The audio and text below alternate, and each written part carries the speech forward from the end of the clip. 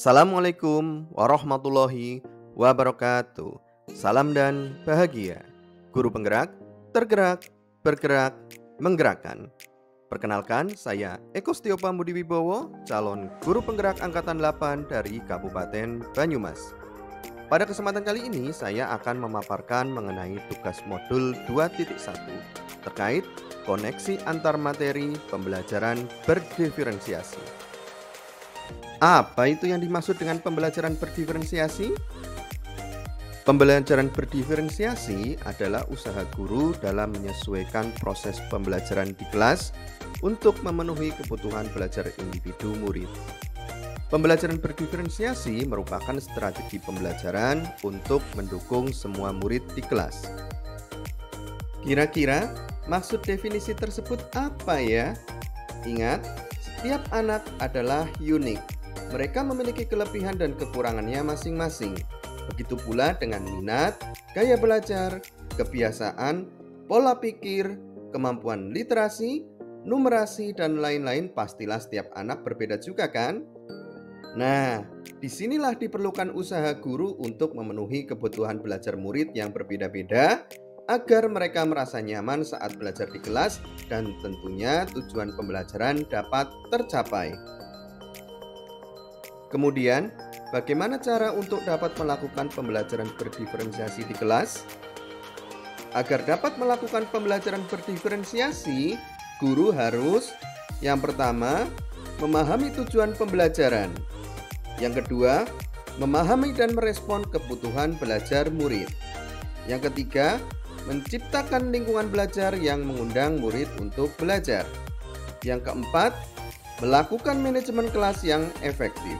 Dan yang kelima, melakukan penilaian berkelanjutan.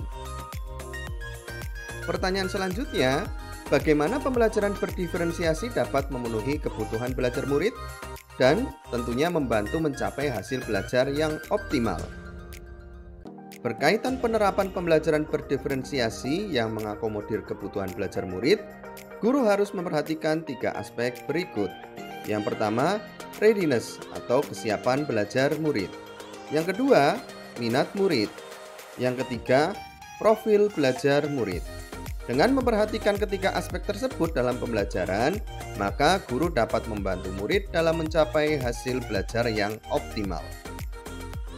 Tadi disebutkan bahwa aspek pertama yang perlu kita pahami adalah kesiapan belajar atau readiness. Kesiapan belajar mengharuskan guru untuk menilai pengetahuan awal dan menentukan apa yang telah murid ketahui serta menentukan di mana posisi atau klasifikasi murid berada. Aspek yang kedua adalah minat murid. Setiap anak memiliki minatnya masing-masing. Minat adalah salah satu motivator penting bagi murid agar terlibat aktif dalam proses pembelajaran. Sebagai contoh, dalam satu kelas, setiap siswa memiliki minatnya masing-masing. Terdapat siswa yang memiliki minat penelitian, numerasi, olahraga, menggambar, maupun menari. Aspek yang ketiga adalah profil belajar murid. Profil belajar antara satu murid dengan yang lainnya adalah berbeda-beda. Profil belajar tersebut meliputi yang pertama, lingkungan, yang kedua budaya, yang ketiga gaya belajar, dan yang keempat kecerdasan majmuk setiap murid. Kebutuhan belajar murid dapat diidentifikasi berdasarkan cara sebagai berikut. Yang pertama, mengamati perilaku murid. Yang kedua, mengidentifikasi pengetahuan awal. Yang ketiga, mereview dan melakukan refleksi terhadap praktik pengajaran. Yang keempat, berkomunikasi dengan guru jenjang sebelumnya. Yang kelima, mengobservasi rapot murid di kelas sebelumnya. Dan yang keenam, menggunakan berbagai bentuk penilaian formatif dan diagnostik. Dalam pembelajaran berdiferensiasi, terdapat strategi untuk mendiferensiasikan pembelajaran. Antara lain, yang pertama adalah diferensiasi pada konten, yang kedua adalah diferensiasi proses, dan yang ketiga adalah diferensiasi produk.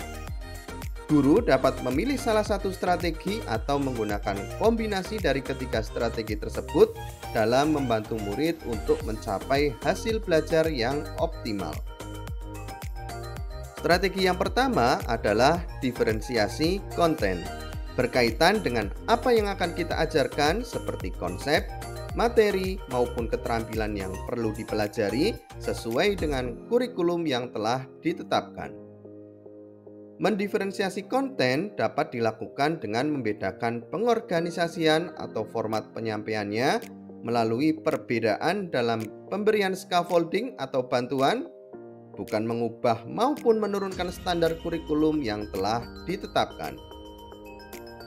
Strategi yang kedua adalah diferensiasi proses, berupa kegiatan yang memungkinkan murid berlatih dan memahami atau memaknai konten dengan cara membedakan proses yang harus dijalani oleh murid.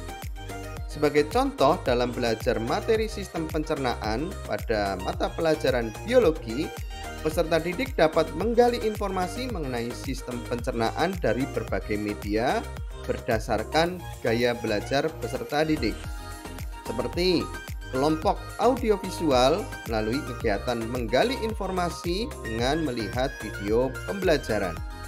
Kemudian kelompok kinestetik menggali informasi melalui lingkungan sekitar.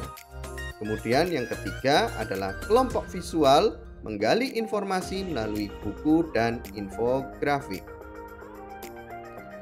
Strategi yang ketiga adalah diferensiasi produk, berupa bukti yang menunjukkan apa yang telah murid pahami dengan cara membedakan atau memodifikasi produk sebagai gambaran dari hasil belajar murid, hasil latihan, maupun penerapan dan pengembangan terkait materi yang telah dipelajari. Adakah keterkaitan antara modul pembelajaran berdiferensiasi dengan modul-modul yang lain? Tentu saja ada keterkaitan antara modul pembelajaran berdiferensiasi dengan modul-modul sebelumnya. Yang pertama, modul 1.1 terkait filosofi Ki Hajar Dewantara berkaitan dengan modul pembelajaran berdiferensiasi. Untuk dapat melakukan pembelajaran berdiferensiasi, maka guru harus berusaha memenuhi kebutuhan belajar anak sesuai dengan kodrat alam dan kodrat zaman berdasarkan filosofi Ki Hajar Dewantara. Keterkaitan yang selanjutnya adalah modul 1.2 terkait nilai dan peran guru penggerak dengan modul 2.1 terkait pembelajaran berdiferensiasi.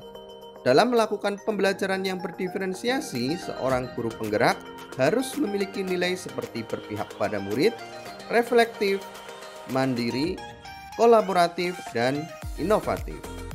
Dengan demikian, seorang guru penggerak dapat mewujudkan kepemimpinan murid yang menuntun murid mewujudkan merdeka belajar. Keterkaitan selanjutnya adalah modul 1.3 terkait visi guru penggerak dengan modul 2.1 yaitu pembelajaran berdiferensiasi. Pembelajaran berdiferensiasi dapat menjadi salah satu strategi yang efektif dalam mewujudkan visi guru penggerak yang berpihak pada murid.